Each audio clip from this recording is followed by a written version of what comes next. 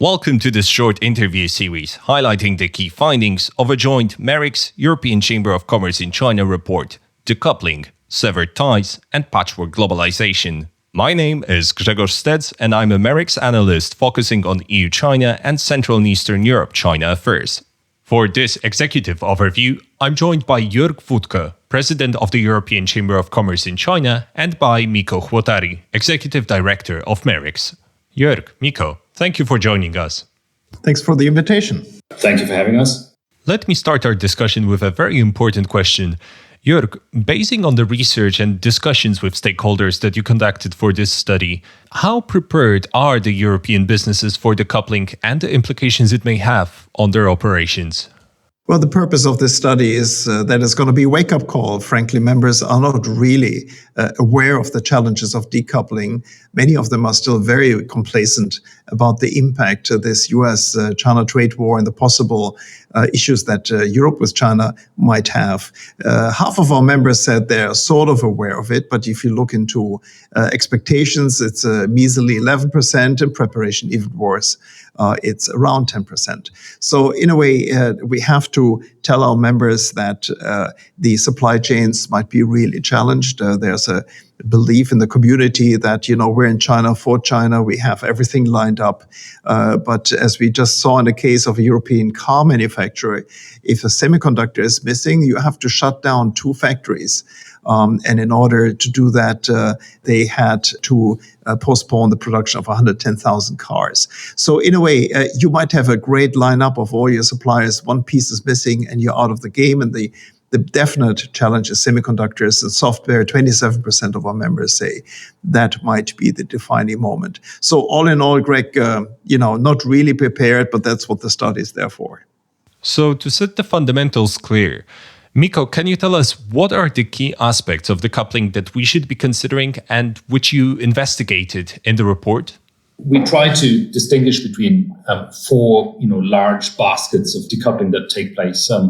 And because it's important that we look at this in detail and not just talk about the general trends of things getting more difficult. So we look at macro decoupling, political and financial dynamics. We look at trade decoupling, supply chains and critical inputs.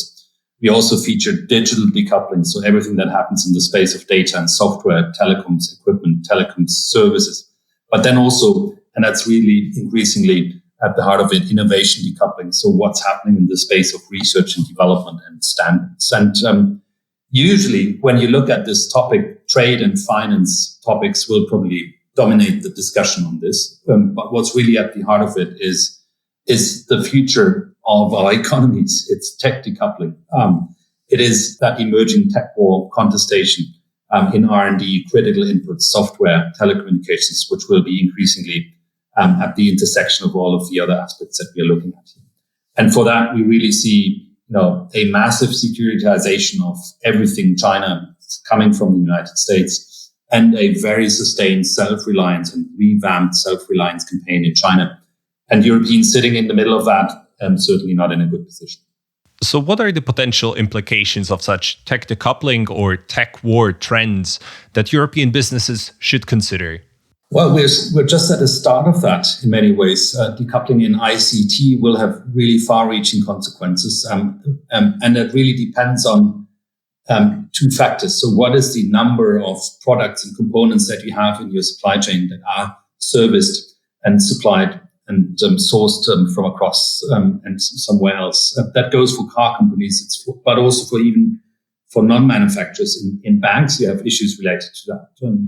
You also have divergence in regulations, sanctioning of selected components like semiconductors.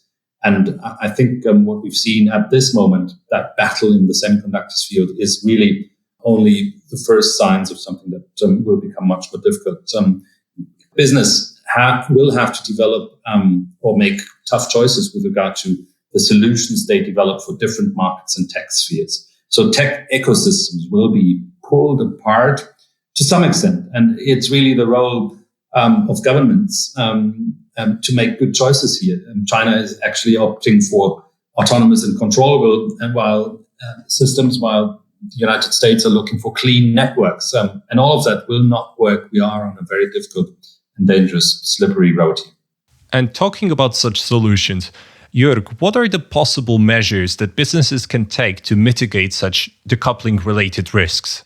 Well, I hope that this teaser makes people interested in our study, and we're not going to spill the beans here, but it's obvious that complacency will lead nowhere. People have to really wake up and realize there might be a dual system. There might be a new patchwork of globalization. Companies might have to consider if they have island solutions, one China operation, one rest of the world operation.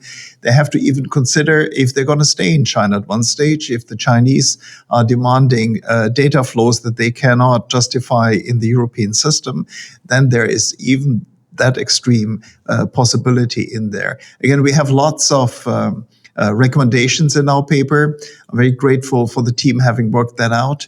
But I think we're just at the beginning of a long journey, and we have to see, and that is also the purpose of that paper, how Chinese government is responsive, how the Europeans can mitigate this from the government's point of view, because it's not a given that we are all in a slippery slope downhill. We always can manage to get maybe an exit ramp where members all of a sudden realize that this politicization across the world in business is not a given, but actually can be rectified. So in short, hit for the study, read it well, and then I think you're better off. Mikko, Jörg, thank you once again for joining us. Thank you. Xie from Beijing. And to our listeners, please be sure to read the full report for a complete picture. You can find it on websites of MERICS and of the European Chamber. Thank you, and until next time.